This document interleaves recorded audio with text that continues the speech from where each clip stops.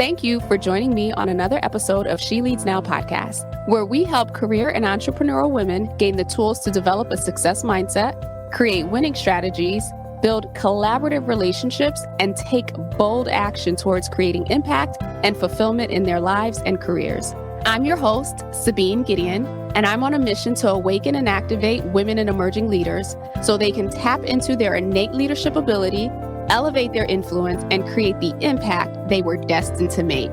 If you're ready to uplevel your confidence, courage, and influence, you've come to the right place. Join me weekly for insights, strategies, and resources to help you grow, develop, and embody the leader you were meant to be, so that you can make the impact you know you are called to make and establish the legacy you've always dreamed. The world eagerly awaits the emergence of your brilliance, impact, and influence. So with that, let's dive into this week's episode. Hey there, and welcome to another episode of She Leads Now. I am your host, Sabine Gideon, and I am thrilled to be bringing another episode of the podcast to you today.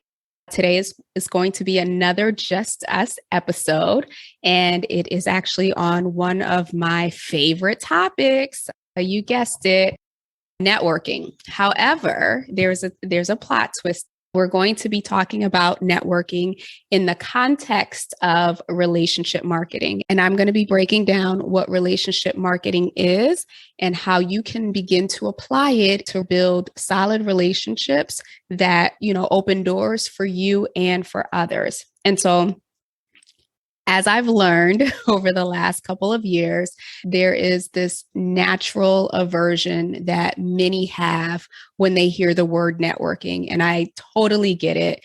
I imagine that, when people hear, and even sometimes when I hear the word networking, right, it takes me to the image of an overly large conference room.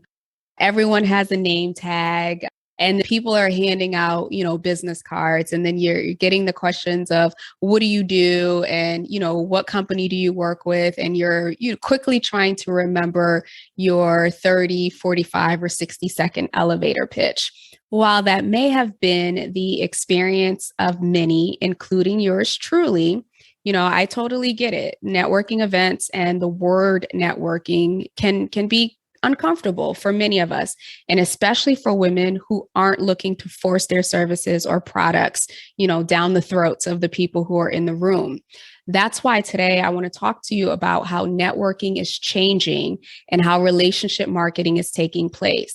And especially given the virtual space that we're in, or even call it a hybrid space that we're in, we are starting to see, or have been seeing, the shift in how people network and how people build relationships. So let's first define what is relationship marketing, because that is the term that you're going to hear from me moving forward instead of, or in place of, the word networking, because I do think that in this space that we're in, that it still requires the same level of intentionality, but not to get your, business card across or your elevator speech across, but to really begin to be intentional about building relationships. So let's define it. In super technical terms, let's start there. Relationship marketing is the creation and distribution of value through mutual cooperation and interdependence. Yeah, that's a mouthful. In non-business textbook terms, however, relationship marketing is simply how you build relationships and connections with people that can build your reach, your authority, and even your revenue. That's a lot more humanistic and simplistic, if you ask me. Now, before I go into details around how to actually apply it and to execute it, let's first examine what relationship marketing is not. And so relationship marketing is not the mindset of, I'll do this for you if you do this for me. Remember, the key word here is relationship. And no one wants to feel used. No one likes to feel manipulated. No one wants to feel like you're trying to get something from them and you're only giving something because that's what your intention is.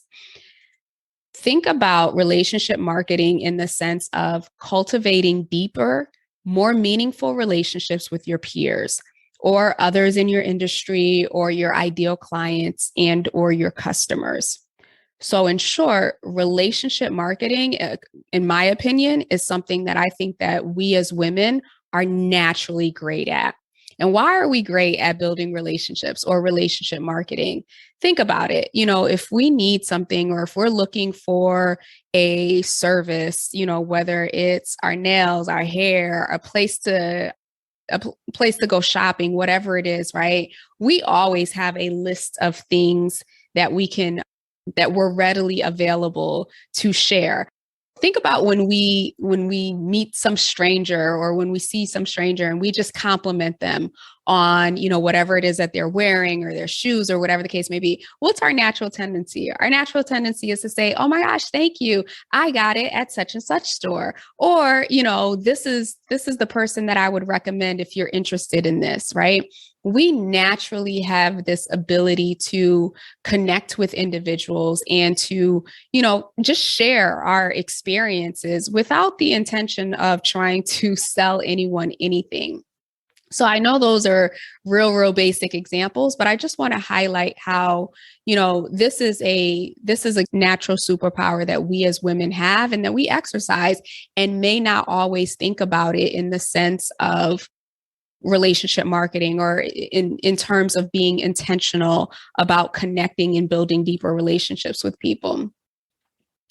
And so as we think about relationship marketing and how to actually execute it, I just want to give you some real quick tips around how you can leverage relationship marketing within your business, how you can leverage it, within your organization, how you can begin to just embody someone who is that super connector, who does build relationships, who is someone that people think about or draw on because of your approach to building relationships.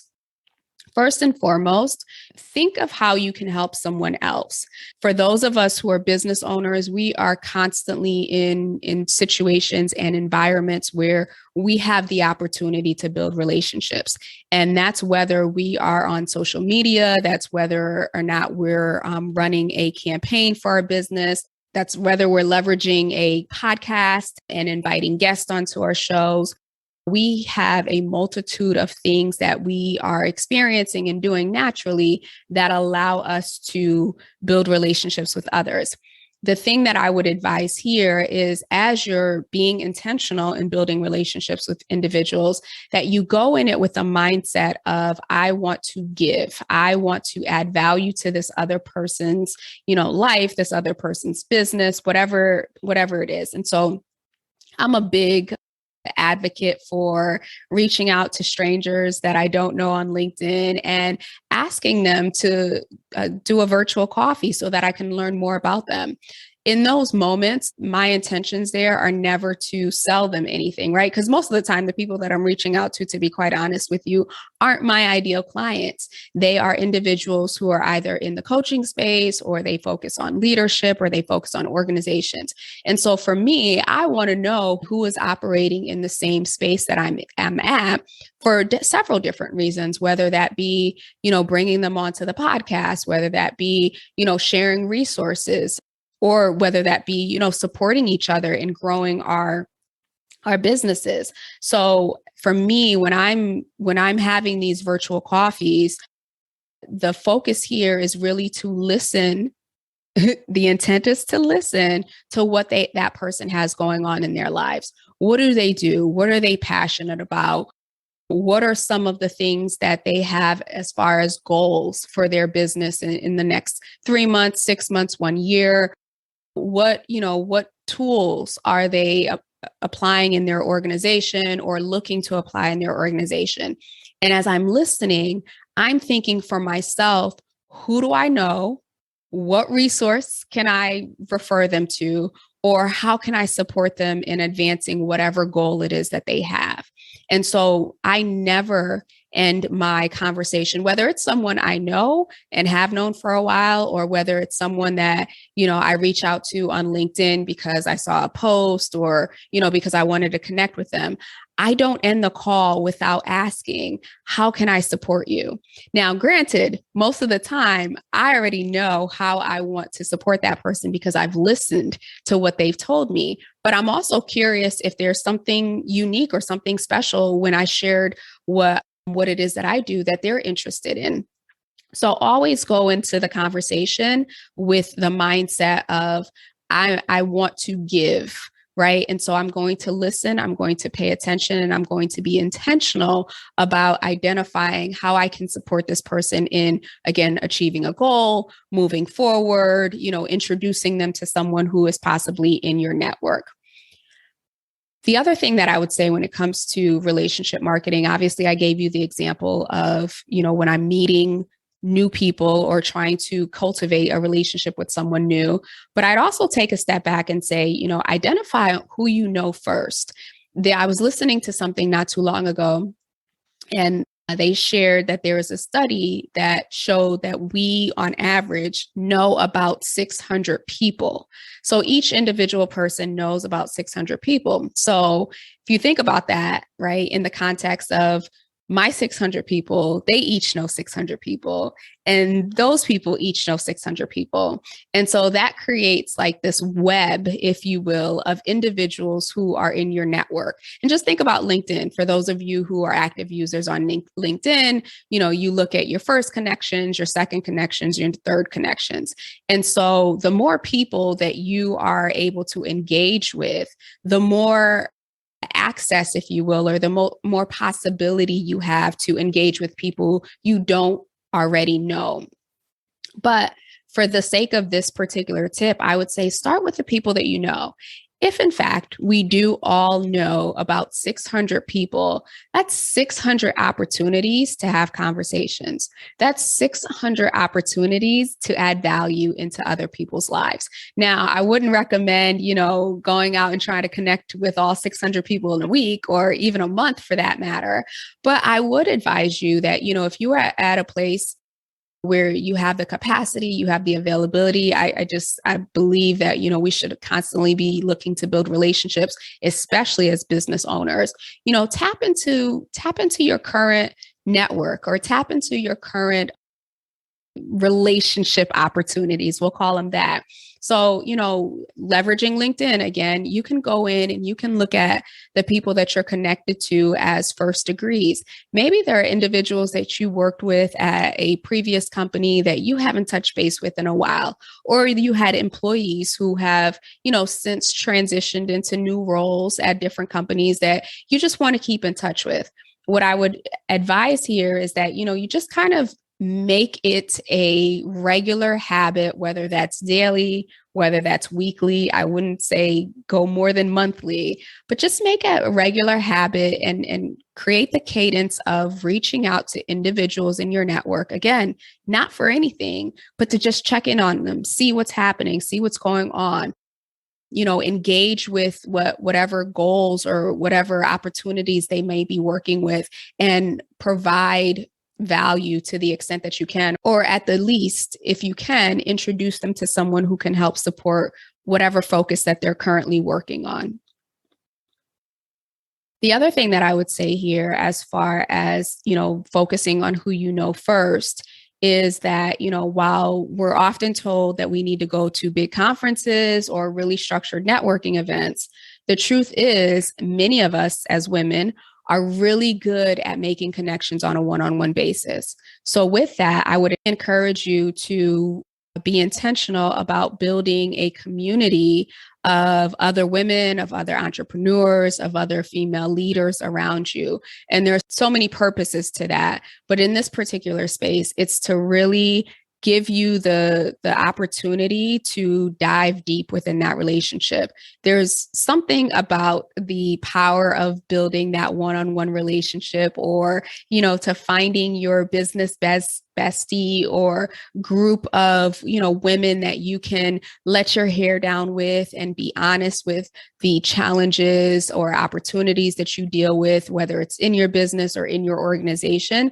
And so I do think that it's important that not only are you cultivating relationships within your broader network, but really making sure that you cultivate that inner circle, that small circle of individuals whom you can learn from, who can challenge you, who can hold you accountable. It's what I like to call like your success circle. And of course, your success circle doesn't have to be all women.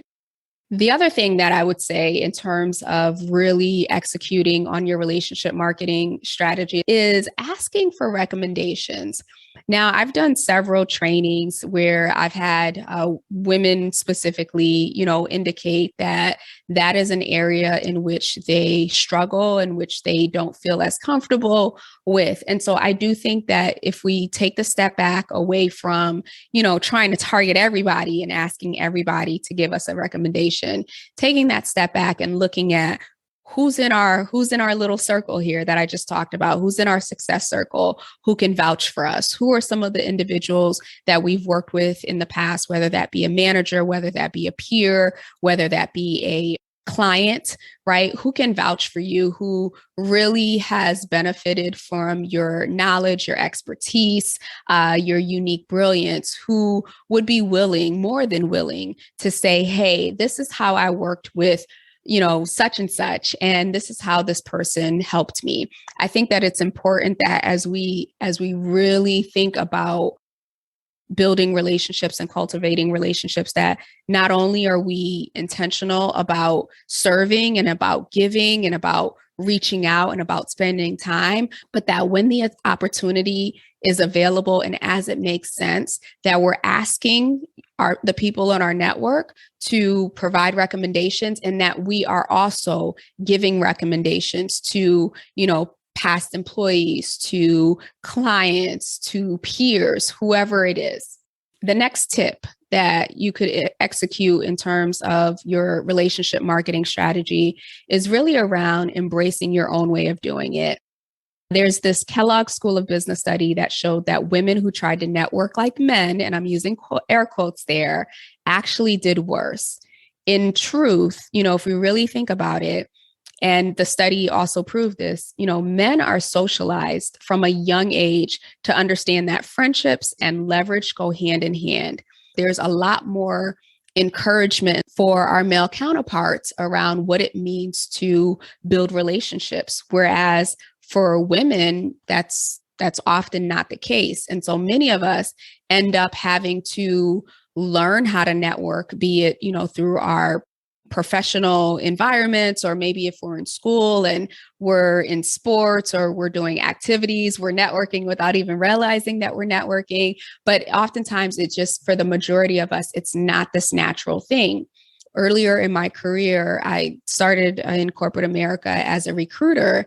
And I remember going to recruiting events, and the individuals who were in leadership at the time were males. They were male recruiters. And so I learned how to recruit from that perspective. And I remember my first career fair being completely and totally clueless on what to do, what to say, how I was going to describe the organization, how I was going to describe a job. And so I kind of sat back and I watched my two male leaders, really work the table, if you will, and then followed up by working the room and networking with other individuals who were also recruiters at that particular career fair. And that's where I learned how to, navigate being at a career fair. That's how I learned to, quote unquote, turn it on. And I don't say that to say that it's a bad thing. I'm just leveraging this experience as that's how I learned how to network. That's how I learned how to work a room, so to speak.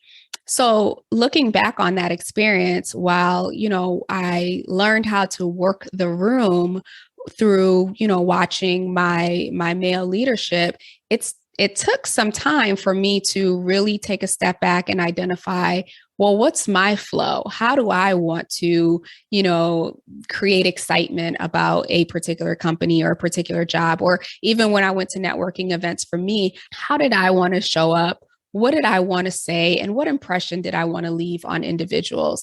And so for some of us, we don't necessarily want to be in a big room trying to build relationships over, music or over the crowd speaking. or we don't want to try to build relationships via a virtual networking session and typing in the chat. And so this is where I would encourage you, identify opportunities to create one-on-one situations. If being in crowded spaces, whether that's in person or virtual, is not your thing, that's totally fine. Leverage your own place of comfort and perhaps still attend those things, but identify individuals that you can reach out to on a one-on-one basis, ask them to do a coffee chat or virtual coffee chat, or maybe a live coffee chat, and then have those conversations, especially in this time that we're in right now, post-pandemic or on the way out of a pandemic. The key piece here is really around showing up as our authentic self, regardless of what the platform is or regardless of what the medium is. And if your thing is not large crowds, that's okay. Create those one-on-one experiences. And if your thing is large crowds, go for it. But, the advice here is to go for it, but be yourself, show up as yourself, let your light shine, and, let your authenticity come through. Next tip here around your relationship marketing strategy is, while I've been talking about women and I've been talking about, how we can leverage our own natural tendencies to succeed in building relationships and cultivating deeper, meaningful relationships with others, I would also invite you not to leave the men out. And this one, I'm saying this to say, I'm team women networking group. I am team, women everything, right? Every day, all day. But I do think that there is value in ensuring that we are being inclusive with whom we network. It can be very limiting, right? If you only choose to network with a certain demographic. And if you recall what I shared before with that study is that, studies show that men are naturally socialized. They're naturally good at networking. And so I would invite you to, ensure that you are cultivating relationships with men who are in the same space as you or in complementary spaces as well, for the sake of a couple different things. One, diversifying your network. Certainly, creating opportunities where you can learn from them. And then three, maybe even opportunities for mentorship and for guidance. And again, it's not to say that you can't get that from the women. I absolutely believe that you can, but I do also think that it doesn't hurt to learn from others where this is a natural gift for them. I am intentional about having, male coaches, whether they're leadership coaches, whether they're sales coaches, consultants, you name it, and cultivating relationships with them.